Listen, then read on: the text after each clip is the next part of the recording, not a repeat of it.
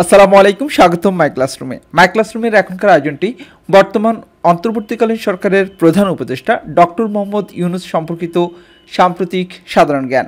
মাই ক্লাসরুমের এই আয়োজনটি অত্যন্ত গুরুত্বপূর্ণ হবে। আপনারা যারা বিভিন্ন পরীক্ষার জন্য প্রস্তুতি নিচ্ছেন, হতে পারে সেটা ভর্তি পরীক্ষা, চাকরি পরীক্ষা এবং যে কোনো লেভেলের চাকরি পরীক্ষার জন্য আজকের এই আয়োজনটি খুবই গুরুত্বপূর্ণ। তাই শুরু থেকে শেষ পর্যন্ত দেখুন, আর অবশ্যই মাই ক্লাসরুমের আয়োজনগুলি কেমন লাগে সেটা আমাদেরকে কমেন্টস করে জানাবেন। আপনারা অনেকেই মাই ক্লাসরুমের কাছ থেকে এই টিউটোরিয়ালটি চেয়েছেন যে ডক্টর মোহাম্মদ ইউনূস সম্পর্কিত গুরুত্বপূর্ণ কিছু প্রশ্ন উত্তর দিন। আপনাদের জ্ঞাতার্থে জানাচ্ছি, মাই ক্লাসরুমের আজকের যে প্রশ্নগুলি আমরা এখানে রেখেছি, এই প্রশ্নগুলি ডক্টর মোহাম্মদ ইউনূস সম্পর্কিত বিভিন্ন পরীক্ষায় বিগত সালে এসেছে এমন প্রশ্নগুলি এখানে রেখেছি। সুতরাং প্রত্যেকটি প্রশ্নই খুব গুরুত্বপূর্ণ। শুরু করছি, সাথেই থাকবেন। আজকের প্রথম প্রশ্নটি হচ্ছে, ক্ষুদ্র ঋণের প্রবর্তককে? ক্ষুদ্র ঋণের প্রবর্তক হচ্ছে ডক্টর মোহাম্মদ ইউনূস। গ্রামীণ ব্যাংকের প্রতিষ্ঠাতাকে? ডক্টর মোহাম্মদ ইউনূস হচ্ছেন গ্রামীণ ব্যাংকের প্রতিষ্ঠাতা। নোবেল বিজয়ী প্রফেসর মোহাম্মদ ইউনূসের গ্রামের নাম কি? প্রফেসর মোহাম্মদ ইউনূসের গ্রামের নাম হচ্ছে বাথুয়া। অনেকে এটার সাথে জোবরাকে গুলিয়ে ফেলেন, এটা হচ্ছে বাথুয়া হবে। নোবেল বিজয়ী প্রফেসর মোহাম্মদ ইউনূসের গ্রামের নাম কি? বাথুয়া। আমি যেহেতু টিউটোরিয়ালটি খুবই গুরুত্বপূর্ণ, তাই প্রত্যেকটি প্রশ্ন দুইবার করে বলার চেষ্টা করছি যাতে আপনাদের খুব ভালোভাবে মুখস্থ হয়ে যায়।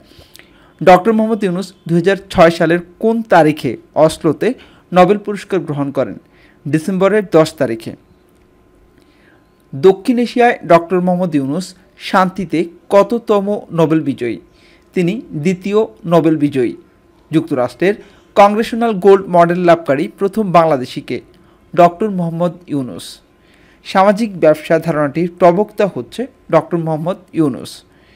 বাংলাদেশের কোন প্রতিষ্ঠানটি মাইক্রো ক্রেডিট সম্মেলনের অন্যতম উদ্যোক্তা? গ্রামীণ ব্যাংক। কোন ব্যাংক বাংলাদেশের দরিদ্রতম জনগোষ্ঠীকে ঋণ দিয়ে দেশে ও বিদেশে সুনাম কুড়িয়েছে? গ্রামীণ ব্যাংক। গ্রামীণ ব্যাংক কেন বিখ্যাত? গ্রামীণ ব্যাংক বিখ্যাত হচ্ছে দরিদ্র পরিবারকে জামানতবিহীন ক্ষুদ্র ঋণ দেওয়ার জন্য। শান্তির জন্য নোবেল বিজয়ী ডক্টর ইউনূস কোন গ্রাম থেকে ক্ষুদ্র ঋণ কার্যক্রম শুরু করেন? তিনি জোবরা গ্রাম থেকে ক্ষুদ্র ঋণ কার্যক্রম শুরু করেন।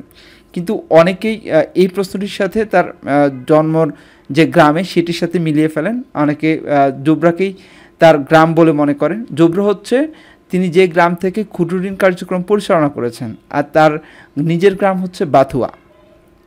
নোবেল বিজয়ী ডক্টর ইউনূসের গ্রামীণ ব্যাংকের সূচনা পর্বে জোবরা গ্রামে প্রথম ক্ষুদ্র ঋণ গ্রহীতা দরিদ্র গৃহবধূর নাম কি?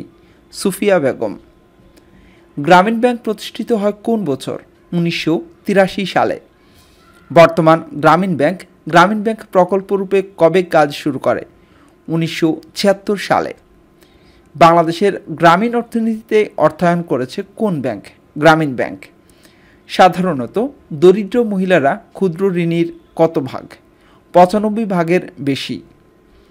গ্রামীণ ব্যাংক কাদের বেশি সাহায্য করে? গ্রামের ভূমিহীন ও দরিদ্র জনসাধারণদের বেশি সাহায্য করে। গ্রামীণ ব্যাংকের ধারণা বাংলাদেশের বাইরে প্রথম কোন দেশ চালু করে?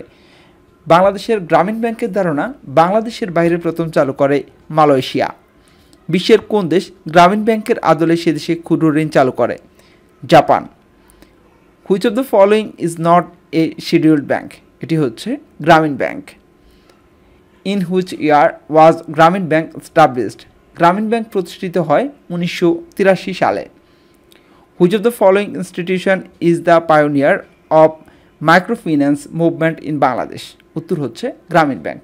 গ্রামীণ ব্যাংক হচ্ছে বাংলাদেশের মাইক্রোফিন্যান্সের অগ্রগামী প্রতিষ্ঠান।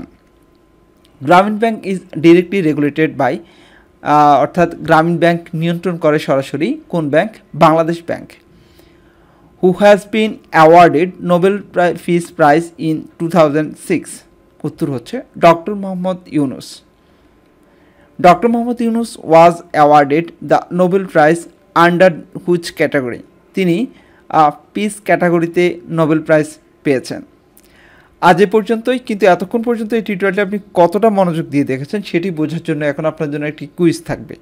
প্রশ্নটি হচ্ছে, দক্ষিণ এশিয়ায় ডক্টর মোহাম্মদ ইউনূস শান্তিতে কততম নোবেল বিজয়ী?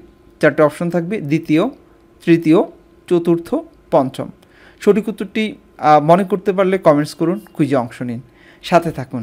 আজ এ পর্যন্তই। এতক্ষণ পর্যন্ত যারা সাথে ছিলেন সবাইকে ধন্যবাদ। আল্লাহ হাফেজ।